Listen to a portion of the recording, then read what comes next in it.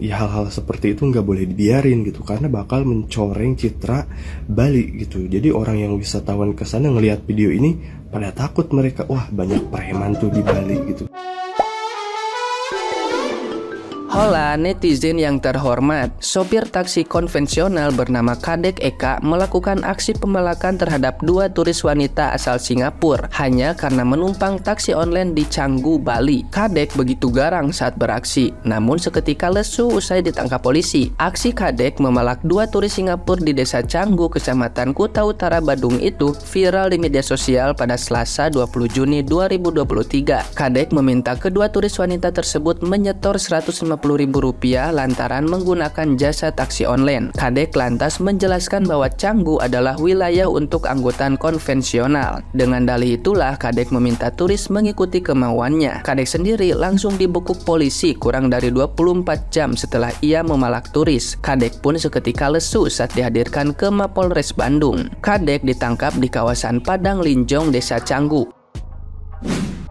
Polisi membenarkan video dugaan pemerasan yang dilakukan oleh Kadek terjadi di Canggu pada Selasa 20 Juni 2023 sekitar pukul 10 WITA. AKBP Teguh mengatakan Kadek memeras turis Rp150.000 ke turis bernama Kalista. Korban pun terpaksa memberikan Rp100.000. Raut wajah Kadek tidak lagi segarang seperti saat ia memalak penumpang taksi online tersebut. Dia terlihat lesu, tidak bersemangat saat dihadirkan di Mapolres Bandung pada Rabu 21 Juni 2023. Dengan wajah lesu, Kadek meminta maaf atas ulahnya. Dia mengaku menyesal atas perbuatannya.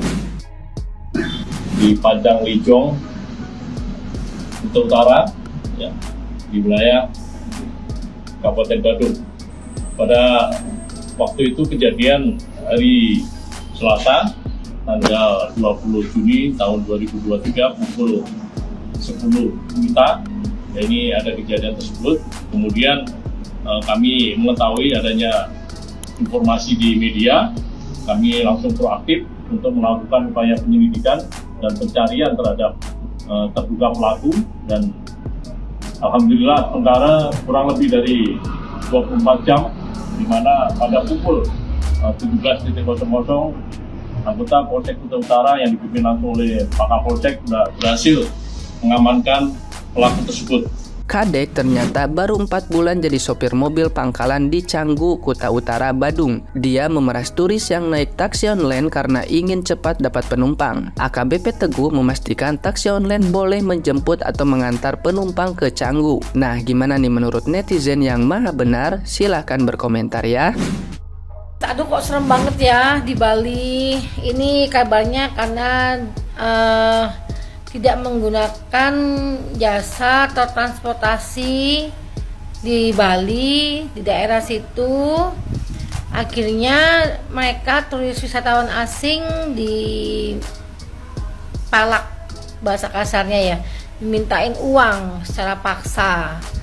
Dan itu udah kata-kata bisa makan lebih baik diselesaikan di kantor desa setempat. Sebenarnya gini, turis asing kalau dari arah manapun itu kan nggak semuanya harus pakai ini ya, transportasi di Bali. Mungkin kalau mereka singgah dari Surabaya, dari Jakarta, kan mungkin mereka bisa langsung naik kendaraan itu yang mereka gunakan sekalian aja ke Bali gitu. Tapi nggak bagus juga loh kalau sampai ada tindakan premanisme begini. Tolong dong untuk pihak-pihak yang terkait yang memiliki kedudukan, Bapak Bupati, kepolisian, Bapak Wali Kota atau apalah yang di Bali itu yang memiliki pejabat-pejabat tinggi, janganlah biarkan Bali seperti ini, karena Bali itu kan tempat asetnya negara Indonesia ya, salah satu aset Indonesia kan. Kalau kayak gini nanti orang baik yang domestik dari dalam ataupun dari luar negeri akan takut untuk bepergian ke Bali karena tidak nyaman dengan oknum-oknum tertentu. Tolong ditindaklanjuti ya untuk Bapak yang memiliki kewenangan di daerah Bali tersebut, supaya Indonesia tetap memiliki nama yang baik di mata orang-orang mancanegara ataupun di luar negeri. Jangan sampai tidak nyaman dan menimbulkan seperti kesan yang buruk. Seperti itu sih saran saya. Karena Bali itu sebenarnya waktu zaman saya dulu ke Bali itu tempatnya damai, tidak ada pengemis, tidak ada pengamen, tenang banget. Tapi nggak tahu ya, makanya saya kaget kalau sekarang kayak gitu. Bali harus tetap menjadi Bali yang indah, yang damai, sentosa dan sejahtera, memberikan tempat yang nyaman untuk para wisatawan baik dalam maupun luar negeri ya. Menurut gue itu udah bener-bener keterlaluan sih. Itu masuknya udah ke kriminal gitu ya. Dan ya hal-hal seperti itu nggak boleh dibiarin gitu, karena bakal mencoreng citra Bali gitu. Jadi orang yang wisatawan ke sana ngelihat video ini pada takut mereka, wah banyak preman tuh di Bali gitu. Dan juga kesalahan dari aparat sama pemerintah setempat gitu. Kalau memang di situ nggak boleh, coba bikin regulasi yang jelas gitu, atau enggak setidaknya bikin banner yang gede gitu. Jadi ketika wisatawan turun di situ ada tuh tulisan tidak boleh menggunakan jasa taksi online gitu, harus memakai jasa taksi offline gitu. Kalau seperti itu kan mereka juga mengerti gitu. Dan di sini pun yang dirugikan adalah wisatawannya, customernya, karena si pemalak tersebut itu meminta uang pasti ke si customernya. Kalau mau ngasih uang boleh pergi, kalau nggak ngasih uang nggak bisa pergi. Itu kan udah kriminal banget, itu udah pemalakan itu. Jadi menurut gue ini harus segera ditangani karena sangat berdampak gitu bagi citra Bali sebagai tempat wisata gitu. Kalau dibiarin seperti ini terus bahaya gitu, karena kan kebanyakan Bali itu kan dari wisatanya. Kalau wisatawannya nggak ada gimana coba? Nah, itu pentingnya menjaga keamanan dan ketertiban, jangan sampai ada hal-hal yang seperti ini lagi. Dan menurut gue ini harus segera diproses. Orang pemalak tadi harus benar-benar diproses gitu, setidaknya ada efek jerak lah. Kayaknya kelihatannya sih modelan kayak preman gitu kan. Dan juga harus diberikan peraturan tentang harga yang ditetapkan gitu di taksi offline tersebut, karena taksi offline ataupun ojek offline itu kadang-kadang suka mematok harga yang nggak ngotak gitu kan, harga-harga yang nembak seenaknya mereka, dan itu sangat merugikan orang gitu. Mungkin ditentukan harusnya per kilometer berapa gitu, dikasih kejelasan di banner atau di setiap orang, di setiap taksi offline-nya disebutkan ini per kilometernya misalkan 3.000 ya atau 4.000 ya gitu. Harus ada kejelasan gitu, karena kalau enggak gitu pasti bakal tetap ditembak itu harganya gitu, seenaknya driver gitu. Bahaya, itu bahaya sekali gitu. Buat abang yang bikin peraturan di Bali itu ya. Kalau di Kalimantan Barat bang, tidak ada bang peraturan seperti itu. Sepengetahuan saya lah, di bandara atau dimanapun dia pun, dimanapun lokal maupun apa online, tidak ada seperti itu, seperti memaksa gitu. Dan saya itu pengen tahu kepada bang abang itu ya, tolong bang yang preman di Bali itu, preman taksi itu ya, emang kepala desa bikin peraturan itu seperti apa sih? Tunjukin nama aku gitu. Dan kepada Bapak Kapolda Bali agar segera tangkap nih orang. Juga kepala desa yang disebut-sebut itu harus diproses.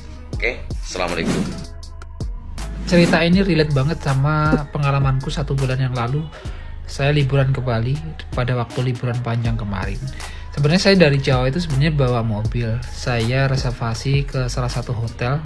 Kalau nggak di Denpasar ya di Kuta, tapi nggak begitu jauh dengan Beachwalk. Ceritanya pada malam hari mau jalan dan mau makan sih sebenarnya dari hotel ke Beachwalk gitu ya. Cuman masalahnya karena malam minggu, saya pikir jalanan rame, macet, dan capek juga abis nyetir dari Jawa ke Bali itu ada 15 jam lebih. Saya pikir oke lah pakai jasa taksi online gitu. Ternyata dari pihak hotel ini tidak memperbolehkan menggunakan taksi online seperti Grab dan Gojek gitu.